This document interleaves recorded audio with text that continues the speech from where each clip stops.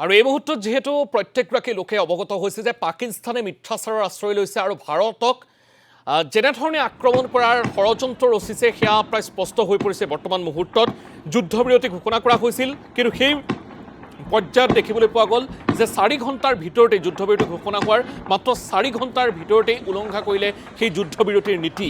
আৰু আন্তঃৰাষ্ট্ৰীয় সীমান্তত যুদ্ধবিৰতি উলংঘা কৰিলে পাকিস্তানে।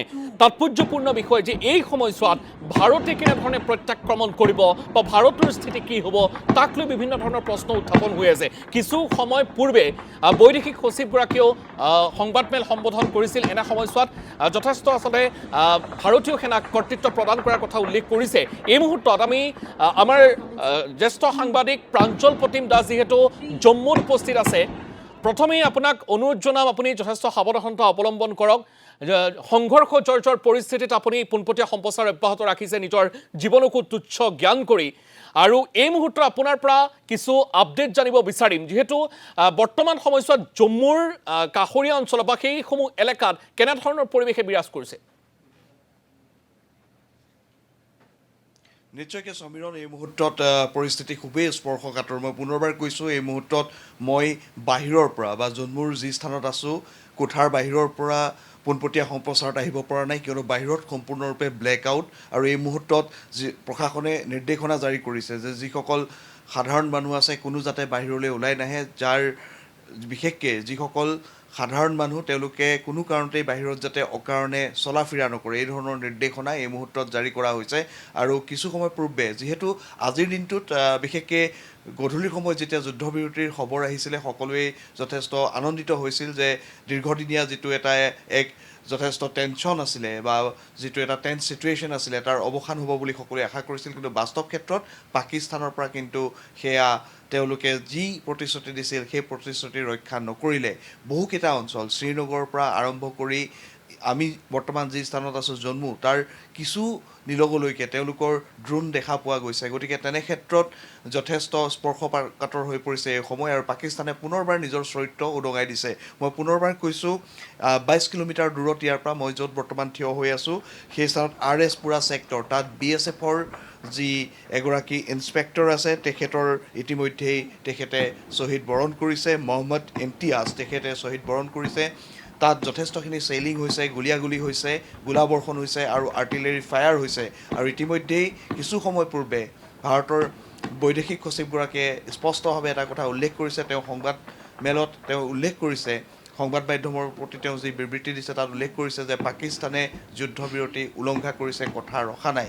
গতিকে তেনে ক্ষেত্ৰত কিছু সময় আগলৈকে অৰ্থাৎ আজি সন্ধিয়া ভাগত প্ৰায় 5 বজাত যেনেধৰণৰ এটা পৰিৱেশ হৈছিলে সেই পৰিৱেশৰ ইতিমধ্যে অৱসান হৈছে বুলি ক'ব পাৰি। পুনৰ আকৌ এবাৰ অশান্ত হৈ উঠিছে সমগ্ৰ এই সীমান্ত অঞ্চল। আৰু যি এক আশাৰ খবৰ আহিছিলে সেই আশাৰ খবৰ ইতিমধ্যেই সকলোৱে আশা কৰিছিল যে পাকিস্তানে তেওঁলোকে প্ৰতিশ্ৰুতি ৰাখিব, কিন্তু সেই প্ৰতিশ্ৰুতি পাকিস্তানে নাৰাখিলে। তেওঁলোকে নিজৰ চৰিত্ৰ পুনৰ দেখুৱালে আৰু কাপুৰুষৰ দৰে যুদ্ধবিৰতি কৰি যি সময়ত কিছু পৰিমাণে যিহেতু যুদ্ধবিৰতি হৈছিল গতিকে নিশ্চয়কৈ সেই সময়ত সকলোৱেই কিছু পৰিমাণে ভাৰতীয় সেনা সষ্টম হৈ আছিল যদিও যথেষ্টখিনি এক ধৰণৰ এটা বিশ্বাস আছিল যে পাকিস্তানে অন্ততঃ এই কথা ৰাখিব, কিন্তু বাস্তৱ ক্ষেত্ৰত পাকিস্তানে কথা নাৰাখিলে। তেওঁলোকে ড্ৰোনৰ সহায়ত আক্ৰমণ কৰিছে, তেওঁলোকে আৰ্টিলাৰী ফায়াৰ কৰিছে, তেওঁলোকে চেইলিং কৰিছে। গতিকে তেনে ক্ষেত্ৰত তাৰ স্পষ্ট প্ৰমাণ ভাৰতৰ হাতত আছে।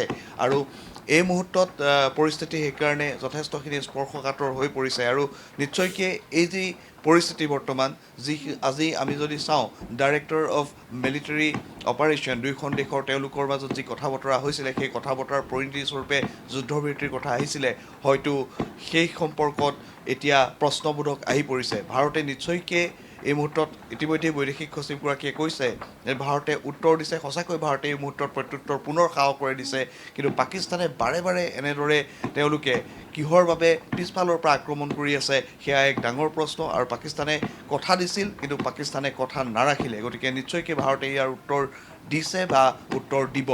সমীৰণ। হয়, নিশ্চিতভাৱে প্ৰাঞ্জল প্ৰতিম দাস এই মুহূৰ্তত আপোনাক ধন্যবাদ জনাইছোঁ। আপুনি যিহেতু সংঘৰ্ষ জৰ্জৰ পৰিৱেশ স্থিতিৰ পৰা এই মুহূৰ্তত পোনপটীয়া সম্প্ৰচাৰ সংযোজিত হ'ল, আপোনাক ধন্যবাদ জনাইছোঁ।